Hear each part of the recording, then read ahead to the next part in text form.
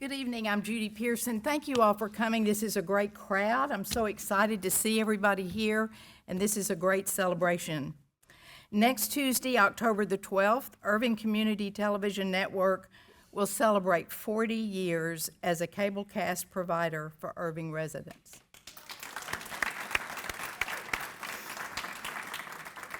Over the past 4 decades, ICTN has evolved into Irving's premier television and video information source for our community, covering topics from city news to community programming, high school sports to arts and culture. In Irving, ICTN has been the city's storyteller for 40 years. From the development of Las Colinas to the expansion of DFW Airport, to the implosion of Texas Stadium, ICTN has been on the forefront of community news and events in our city for 40 years. So tonight, we're going to hear from 3 people who were instrumental in making ICTN an award-winning TV station. So let me introduce, it's great pleasure of mine to introduce Patty Caperton, Cathy Whiteman, and Paul Wahlstrom.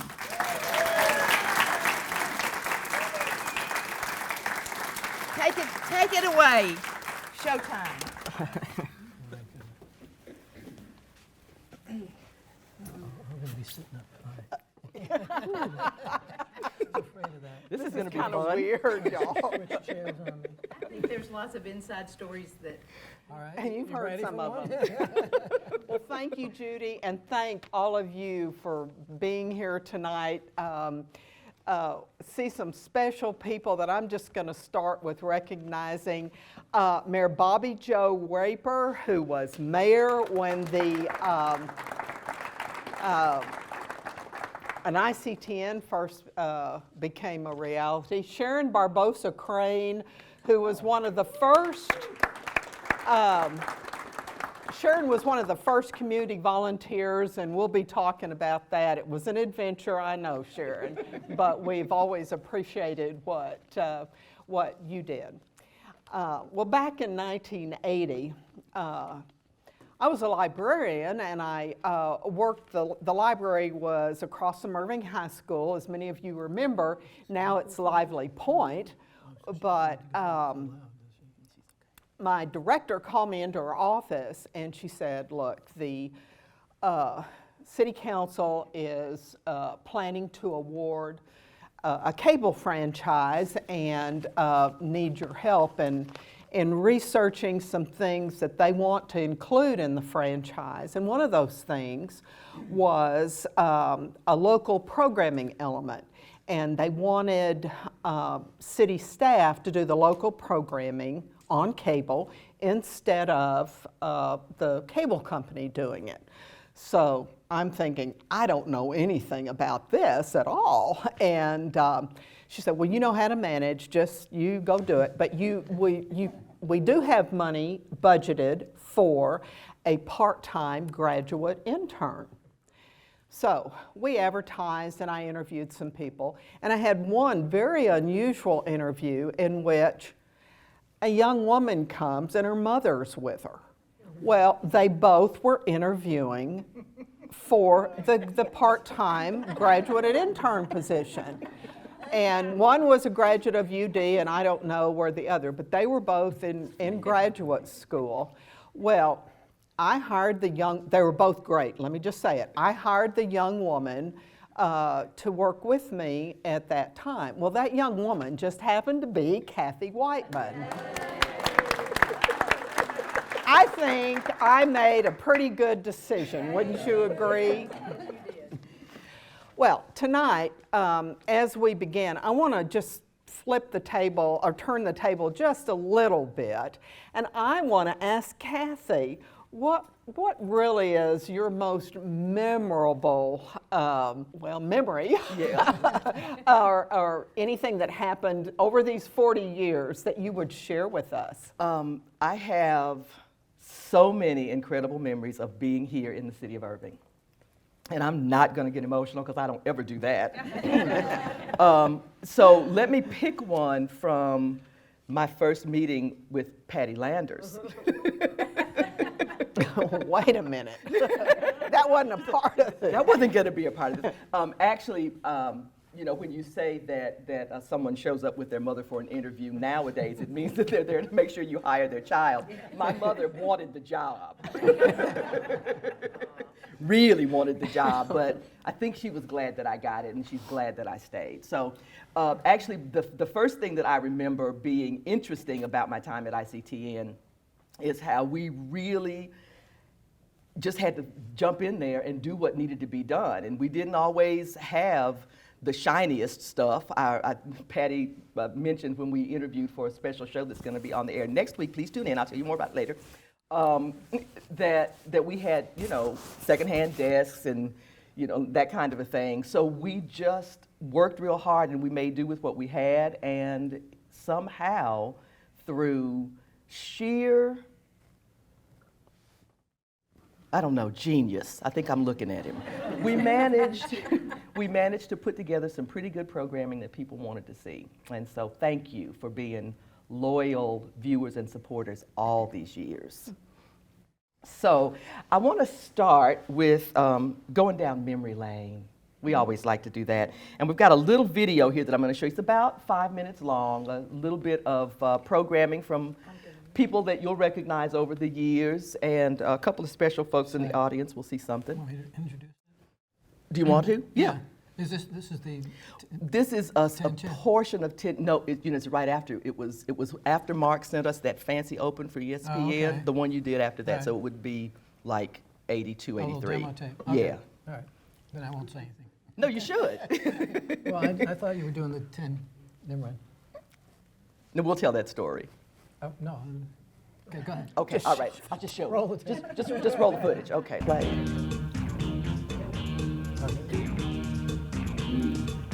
This was produced by ESPN for us. Fran.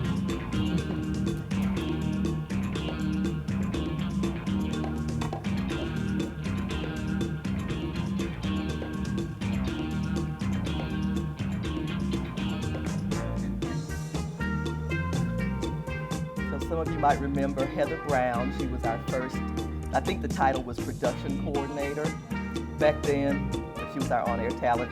Paul, why don't you walk us through this?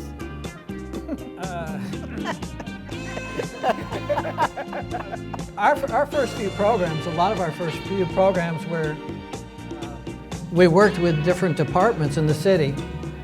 Marty Williams was in the Parks and Recreation, so we put her on Texas Field and she did some of her aerobics classes. And that was Linda Spencer with Young at Heart, which was part of the Senior Citizen Center.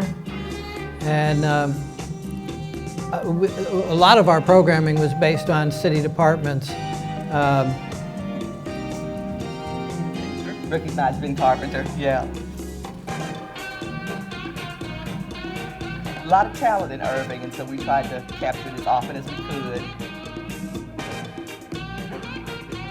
We had a few celebrity interviews along the way. Who's that? Who's that? Young Glenn Close. Oh, wow. We were all younger then. This was getting... What is this? Aha! There's the man. And it's Mr. Townley. Yeah. Rick Douglas? Patty, was that Rick Douglas?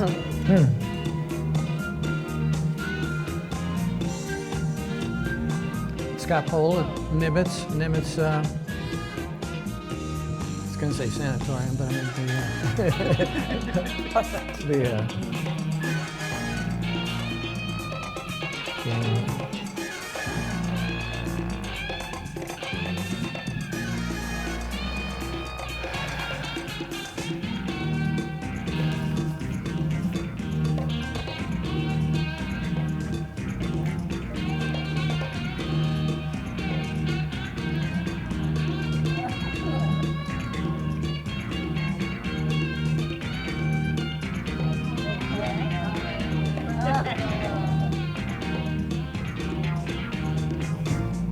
Might have seen Sharon in that election coverage.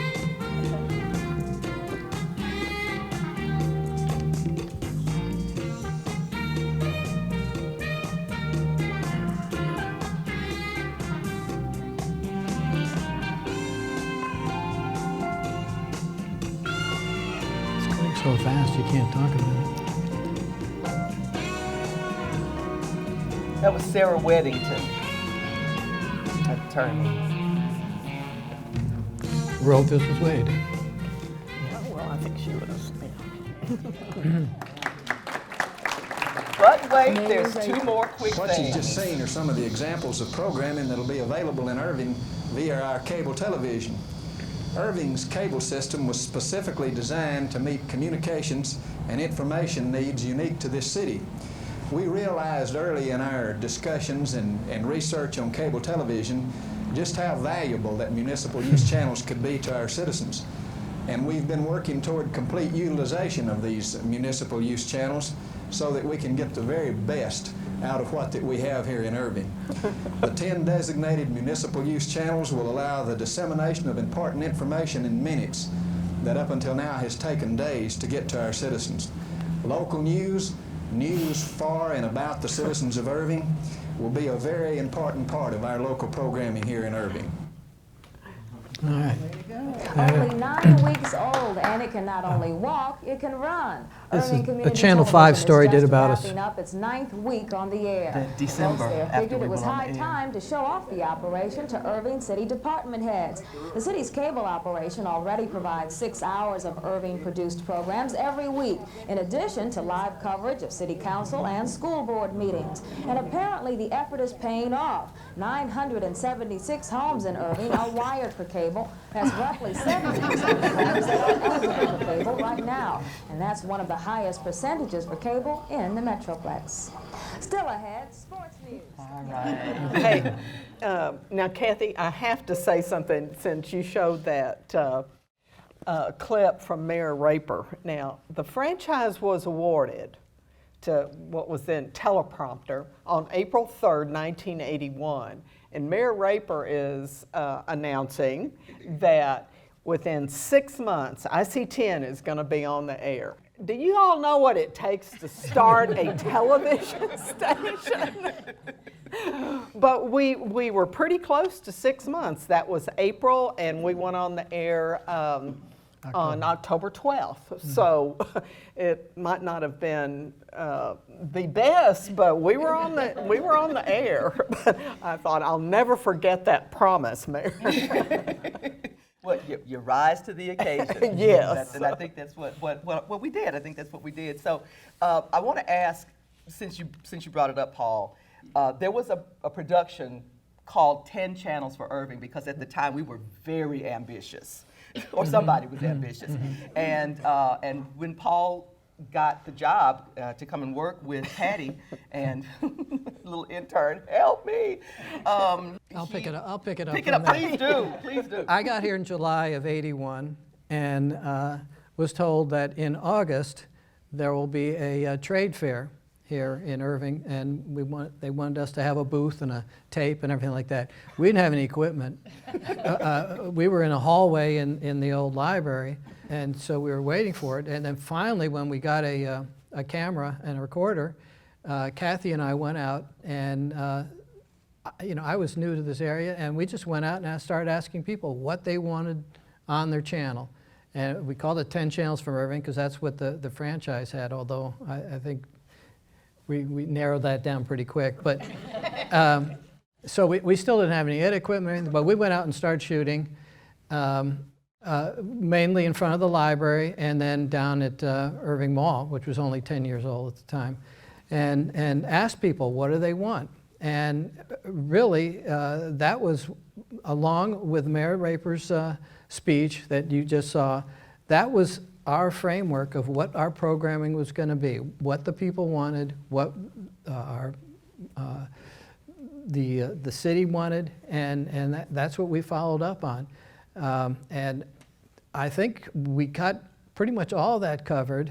We didn't show the tape of what the people were asking for, but they were asking for symphony concerts, football games, they were asking for city council meetings, they were asking for a lot of things that were going on in Irving that was not getting any exposure, was not getting any attention.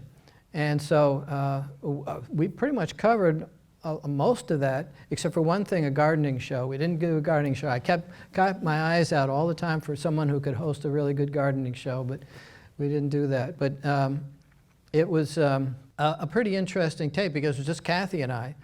And I thought she was going to show that because there was one scene, we were going around just getting some shots of Irving and her doing a stand-up, and it shows that she didn't learn much at ICTN. She was a natural to begin with. She was very good, just coming right out of the window onto this roof at University of Dallas because it had a great angle of Texas Stadium in the background, and it was 100 degrees at least. And she was in heels, and it was a tar roof. And I just said, keep going over it. Let me get the shot.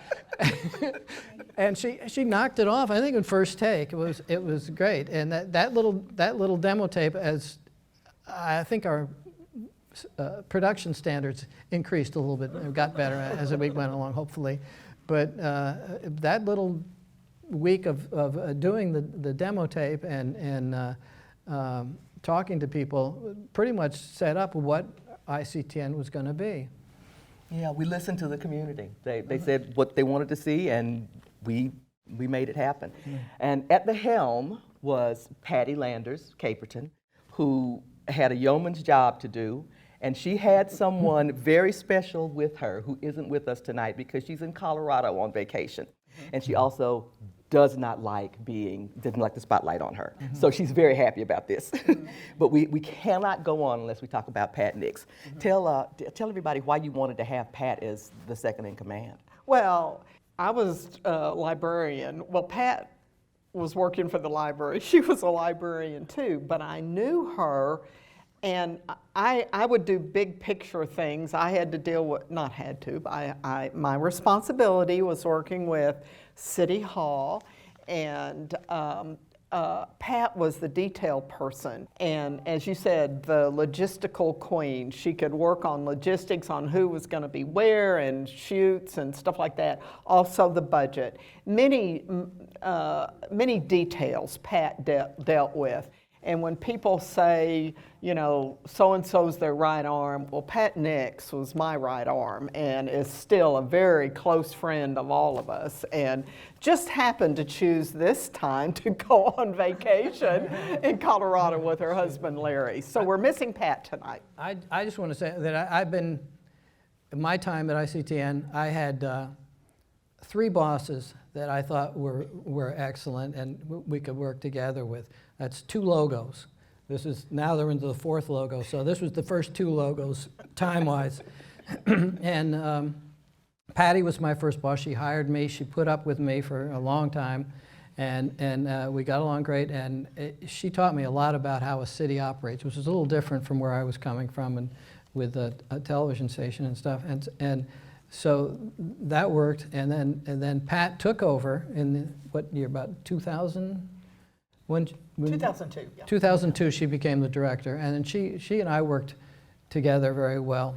The third person was Mary Higbee as a boss. Now what? And oh, there she is. There's Mary. She. We're talking about you, Mary. No, she's busy.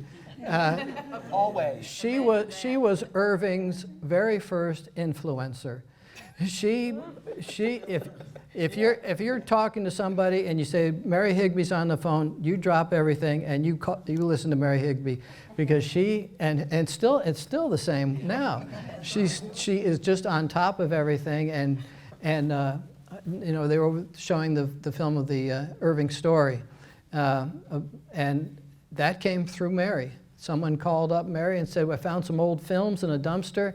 Would you be interested in something like that was shot in Irving? The more we got into it, the more we realized this was a 1953 film called The Irving Stories, a group going around the country filming different cities, and they'd go in there and just empty the schools and just film everybody, and then go to different businesses. They were giving them money, and then they would show it at the local theater. And thanks to Mary, we said, yeah, we want it.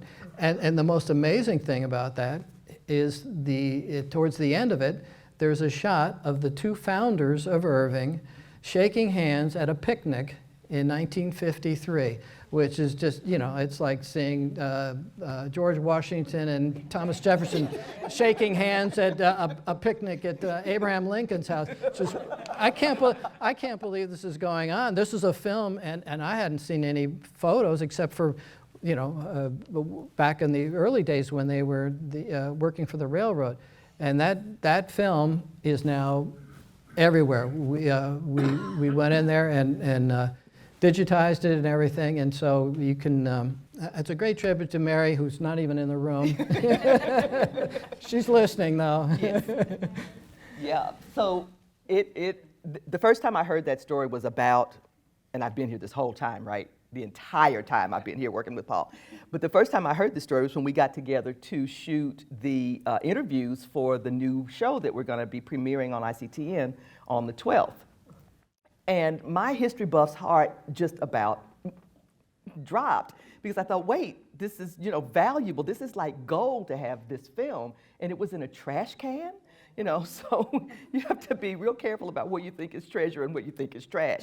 So thank you, Mary. Once again, thank you, Mary.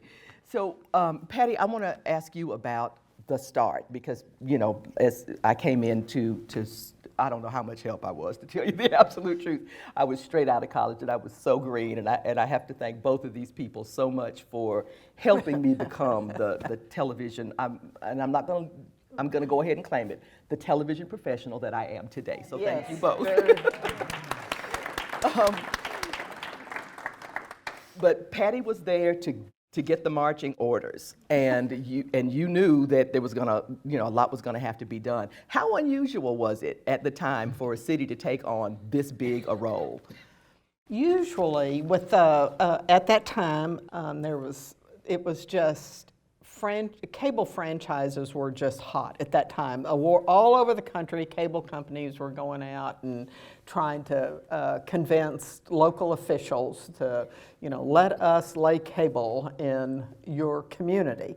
All kinds of promises were made. Well, in Irving, they promised 10 channels. And I remember Paul came down from Connecticut and he said, you know, I told him about 10 channels because I was thinking this is a big deal. And he said, do you know what it takes to program one channel? Okay, I thought, well, I've got a realist here, so okay.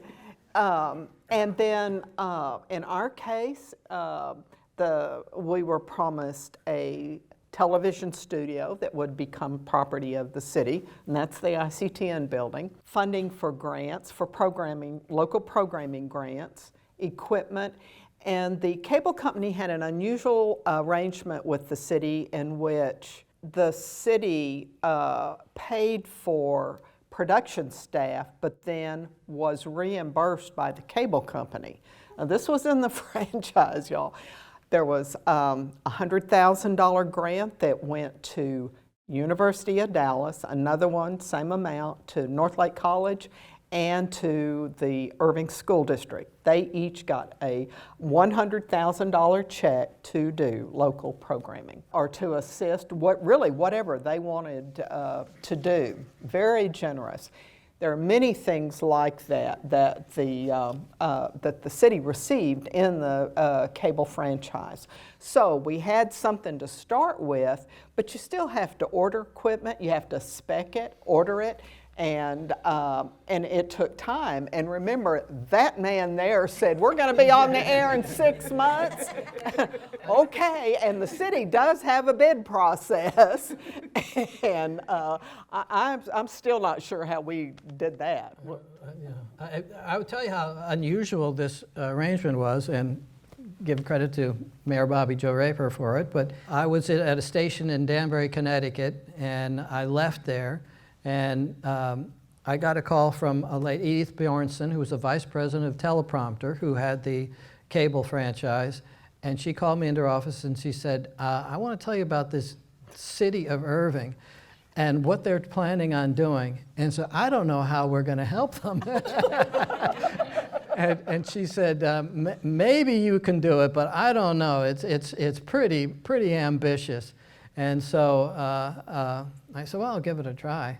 Well, and I came down here, and I was all full of it, and thought I could do it, and thought we could do it. And when I got here and saw the reaction of the community and the leadership, and I was just amazed at how my biggest fear was that I don't blow it.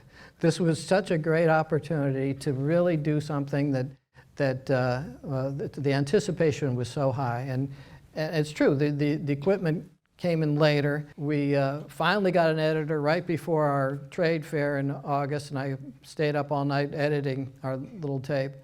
And then just built a staff, and then by October, our first week on the air, we went on the air Monday. That Saturday was the second wet-dry elections for the city.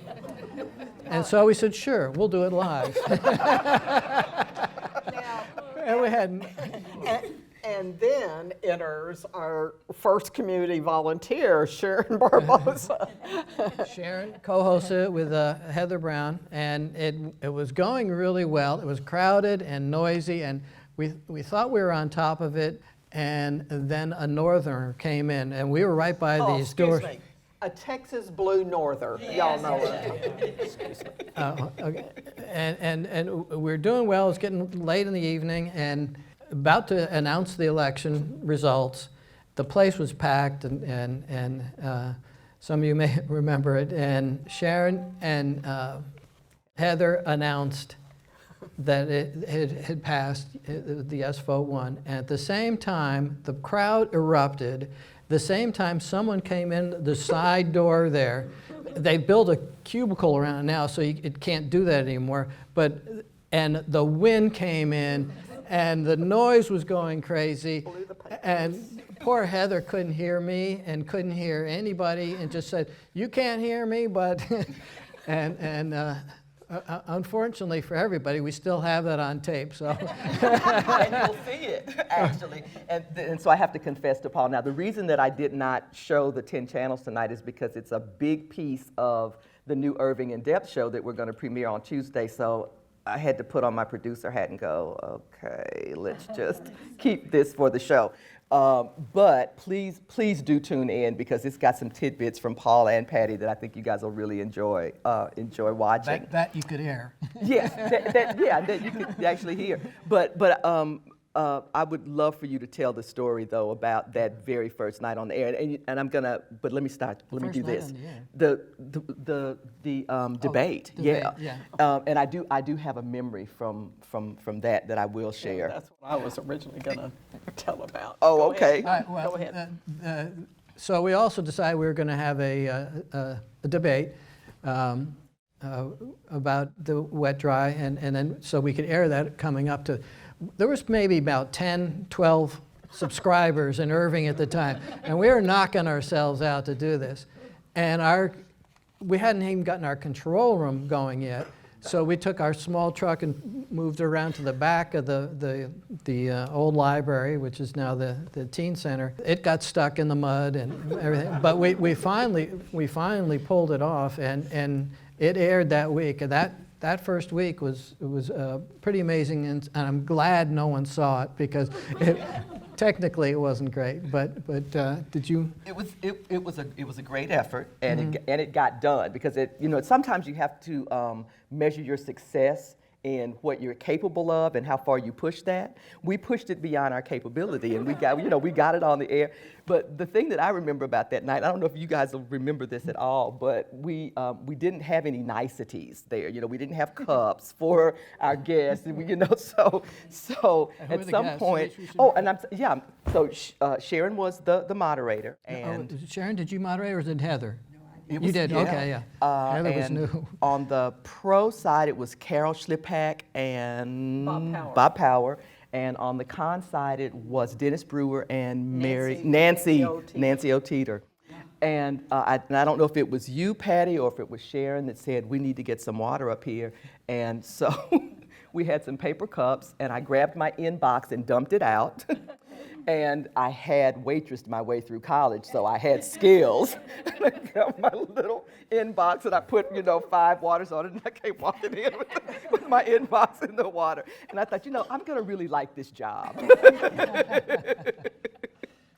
Well, we refer to Sharon, but many other people in the community were a part of our programming and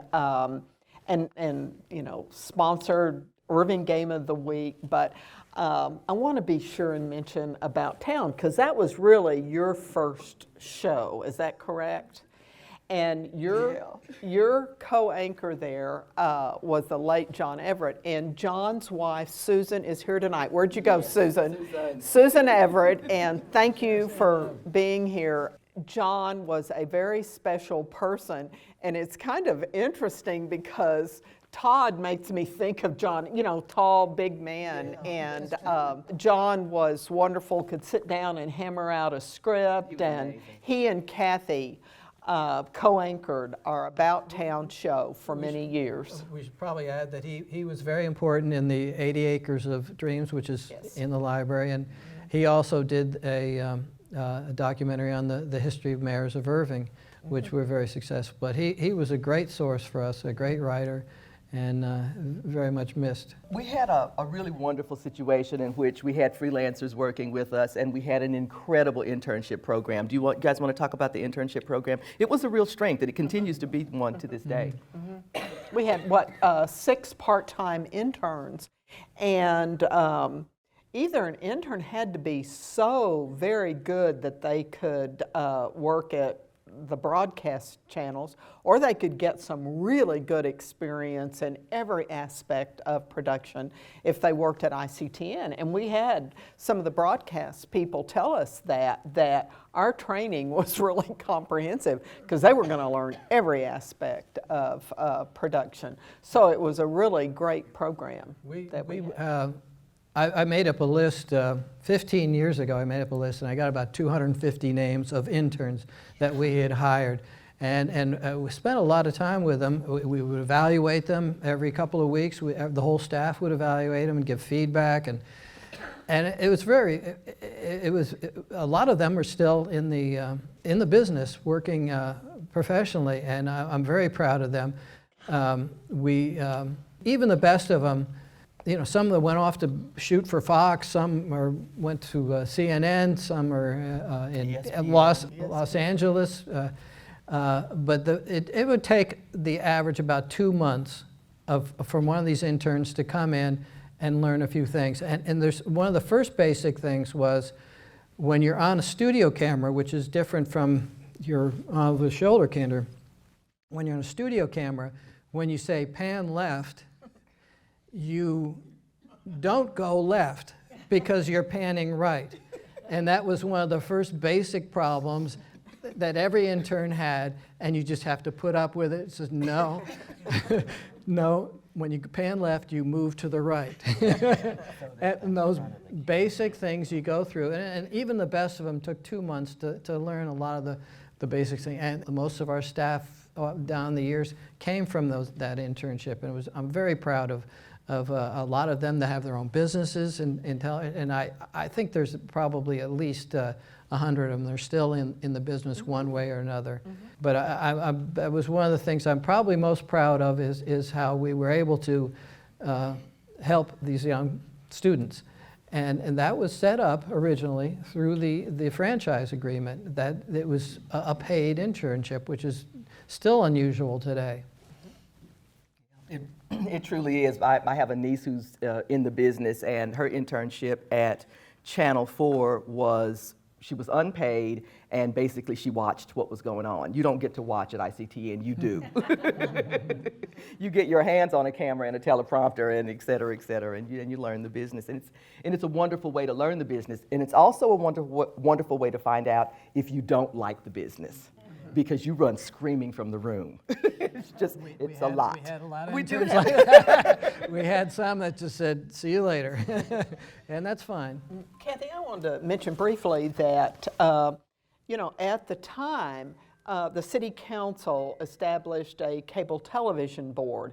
We had a 9-member board, and they approved of policies and just the overall programming look. And Cathy, again, you weren't an intern; you were working full time then. But she developed those. Policies. But if you ever served on the cable television board, I know Judge Anderson, Laura Anderson, you were on the board. Is Mark here tonight? Mark Zeski, he was on the cable board. Anyway, several people in the community served on the cable television board and were so helpful to us as a support to what we were doing in ICTN. Because y'all think about it, this is totally different for a city to do. And at times there was controversy, and we did have strong policies and a strong board behind us. So we weathered those difficult times. So. Yeah, I was just checking. So we probably got about 15, 20 we minutes. do, and I'm thinking maybe it's time to open up the. Well, I just want to say a couple things about two other things that I'm very proud of in our time was all the awards, and that just gave us some reinforcement and gave us some local recognition, and appreciated all of the support from the newspapers. We didn't have social media, but we did have some good newspaper support for the Irving News. We had the Journal. We had a lot of stories about us, which was nice. Mm-hmm. And so getting awards gave them an excuse to come and do a story. The other thing besides the interns that I'm most proud of is that people watched us. We would do scientific studies, surveys based on location, male, female, sex, and age group, and everything like this. And it was not a volunteer survey like a lot of them are done now, where people just click and there's no background. But these were really done within 5% surveys. And at our peak around the mid-90s or so, we were averaging about 42 to 47% of the cable subscribers in Irving were watching us on a regular basis, and they averaged about 2 hours a week, which was just amazing. I mean, they could watch one city council meeting, a football game, or four of our magazine shows. But I'm also very proud of that what we were doing was being watched, and we carefully monitored that all the time to make sure that's what people wanted. I have an informal survey that always happened when I went out into the community without my TV face on. Always got recognized when I didn't have on makeup. Every single time. Cathy, I know we want to hear from audience, but can we spend a minute talking about just the different characters and people that came through over the years? When we get together to have lunch and visit, there are a couple of people that always come up. And Patty, this one is your favorite, and so let me introduce it this way. Another thing that Pat Nix did with us that she was responsible for was managing and administering the programming grant that ICTN was able to give to folks from the community to create programming. We had some interesting applications. Patty? I really wasn't going there, but no, I was thinking about interviewing the dog, but you should do that one too, because that happened as well. No, this I can remember because I literally tried to hide from this man. He came in, bless his heart, I think he might have taught at University of North Texas, but he was. Hopefully he's not in this room. No, I think he's passed on now. But he wanted to do this documentary on the coronation of the King of Tonga from a pig's perspective. Now you tell me how you keep a straight face and talk to somebody about a grant to do that. And like Cathy said, the pig POV. Yeah, from the pig POV, we had never gotten an application like that, and hopefully we would never again. But we did have that opportunity to have, well, as you can see, we've interviewed a lot of celebrities on ICTN. This is a small, just representative sample, but one celebrity who actually came to the studio was the star of K9. Do you want to tell that story? The limousine drives up and the driver gets out, opens the door, and this German Shepherd from K9, no, his name was Jerry Lee. Jerry Lee was, and the dog was brought onto the set. Was it Kathleen Stockmeyer that did the interview? And the dog sat there and she would ask questions and he would bark. I mean, it was interesting times. I thought, we were so tied with the papers that I thought it would be nice if we got a nice little society shot. So I brought my white German Shepherd in, Schatzi, a female, beautiful dog. And we got a shot of that. 2 newspapers showed up for that. And it was bizarre, yes.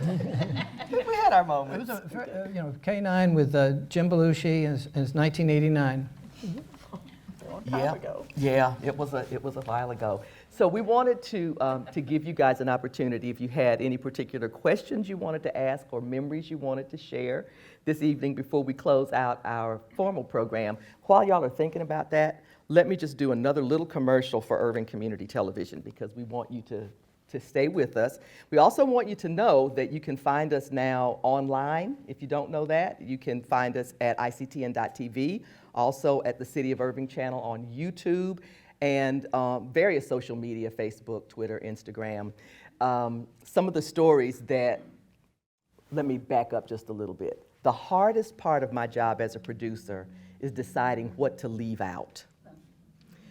And these guys gave us such spectacular material, and I've only got 30 minutes that I can pack in. So one of the things that we're able to do now with social media is to have some exclusive digital content. So please check Facebook and Twitter, Instagram if you do those as well, because we've got some digital exclusives that we're going to be running from our interview. The first one is going to be about our long-standing relationship with the Dallas Cowboys cheerleaders, because we were the first, to, thanks to Paul, to show their tryouts. Never had trouble getting a crew for that. Audition trials. Yeah, that was a difficult production, but nobody complained. Not the long hours, We had the exclusive rights. No other media were allowed into the Stadium Club at Texas Stadium while they were doing it from 1991 through 2006. And then the Country Western Channel came in, and they said, well, I asked them, I said, well, we could still do it. We'll stay out of their way. I said, no, that's it. We went from our exclusive to their exclusive, and we had to say sayonara, but we were first. Were you going to show? Absolutely. So on the 12th, we are relaunching all of our shows, and I want to give you guys a little bit of a preview of what's coming up.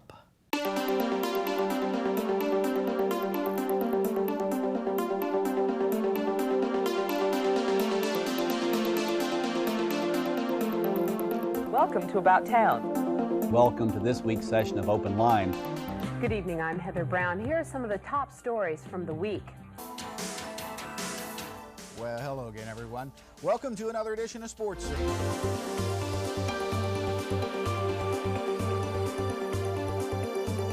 Today we're going to make garlic mayonnaise. We've never judged a beard contest. We thought it was a beer contest. Yeah. We'll check out the Heritage District Art Plaza.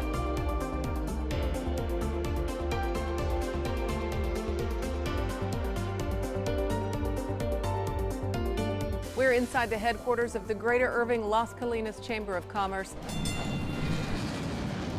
The Road to the Future initiative. This is an attraction that's going to bring people from all around North Texas, even the country.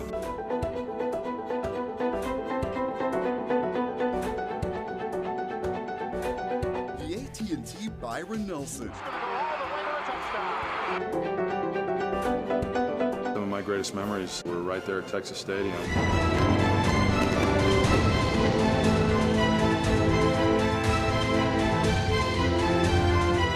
Challenges make us strong, and we are a strong community.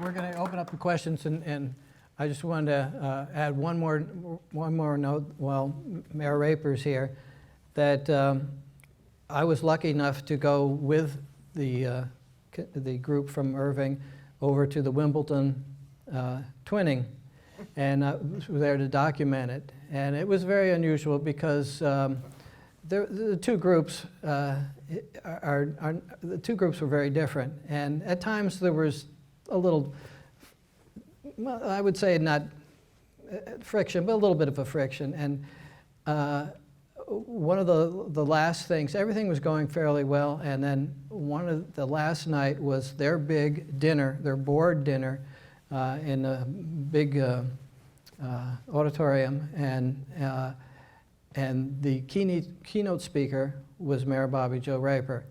And we'd been witnessing events all week, and so politics in England is kind of a combination of Ivy League debate and the Dean Martin roast.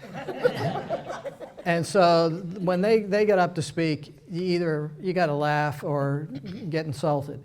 And so I was very concerned that the two groups would not continue their cordiality. And Mayor Raper got up and gave one of the most honest, one of the most sincere, one of the most rewarding speeches I've ever heard. And in my 27 years with ICTN, that was the best speech I had ever heard. And it went over great. Everybody there, they were even nicer to me afterwards. And it was a very memorable evening in Merton, England, and thanks to all the things he's done for ICTN, that was one of my favorite evenings.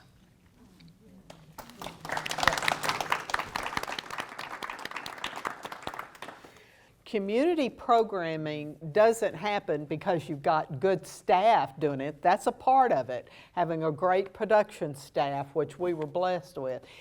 It's the community. It's people like you that have made ICTN a success.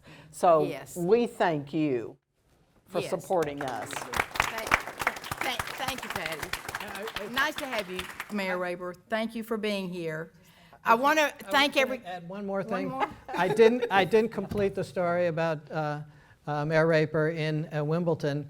He did it tonight with me, and we were just talking, and he said after that speech, he came back, the Lions Club in London, Greater London, invited him back to come speak to all their clubs, 6 clubs in the London area, and that put an exclamation point on that speech that he made that night. What a diplomat. That's a great story.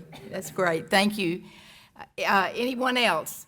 If not, I want to remind you that the museum is open until 9 o'clock if you want to wander around and take a look at it if you've not already done that. And the store, the gift shop, is open as well. I want to thank all of you for coming, and I especially want to thank Patty, Paul, and Cathy, and all of the tech people that made this happen, because this didn't just happen because we said, come have a seat and talk. It took a lot of people to do it, and I thank you all for coming, and thank you for being here.